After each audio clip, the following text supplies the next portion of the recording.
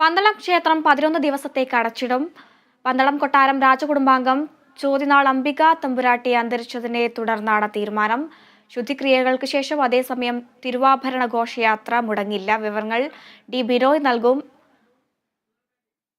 ബിനോയ്, പന്തളം ക്ഷേത്രം 11 ദിവസത്തിലേക്ക് അടച്ചിടും എന്നാണ് അറിയാൻ സാധിക്കുന്നത്. എന്തൊക്കെയാണ് ഇത് സംബന്ധിച്ചുള്ള കൂടുതൽ വിവരങ്ങൾ?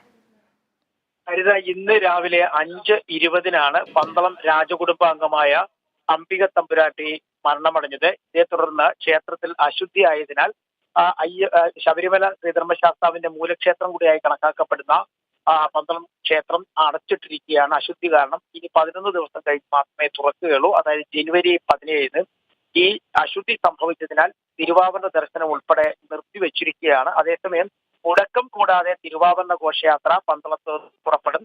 ഇതിനായി പ്രത്യേക പന്തൽ തന്നെ സജ്ജീകരിക്കും. അവിടേക്ക് തിരുവാഭരണങ്ങൾ മാറ്റിയതിനു ശേഷം തിരുവാഭരണ വാഹക സംഘം തിരുവാഭരണങ്ങളുമായി പന്തളം കൊട്ടാരത്തിന്റെ പരിധി കഴിയുന്നതുവരെ ആ ആഘോഷങ്ങളില്ലാതെ കടന്നു വരും. അതിനുശേഷം ആഘോഷമായിട്ട് സന്നിധാനത്തേക്ക് കൊണ്ടുവരും. അതേസമയം സാധാരണഗതിയിൽ തിരുവാഭരണത്തോടൊപ്പം തന്നെ പന്തളം രാജപ്രതിനിധി കൂടി അനുഗമിക്കുന്ന പതിവുണ്ട്. ഇത്തവണ രാജപ്രതിനിധി ഉണ്ടാവില്ല. പകരം ഒരാളിനെ ചുമതലപ്പെടുത്തിയായിരിക്കും തിരുവാഭരണങ്ങളൊപ്പം അയക്കുക. അത് രാജകുടുംബ അംഗങ്ങൾ തന്നെയായിരിക്കും തീരുമാനമെടുക്കുക. അത്തരത്തിൽ 17-ാം തീയതി മാത്രമായിരിക്കും ഇനി പന്തളം ക്ഷേത്രവും തുറക്കുക. അതേസമയം തിരുവാഭരണ ഘോഷയാത്രയ്ക്കോ തിരുവാഭരണങ്ങൾ എത്തിക്കുന്നതിനോ യാതൊരുവിധ തടസ്സവും ഉണ്ടാവില്ല. ഹരിത. ശരി, പന്തളം ക്ഷേത്രം 11 ദിവസത്തേക്ക് അടച്ചിടും.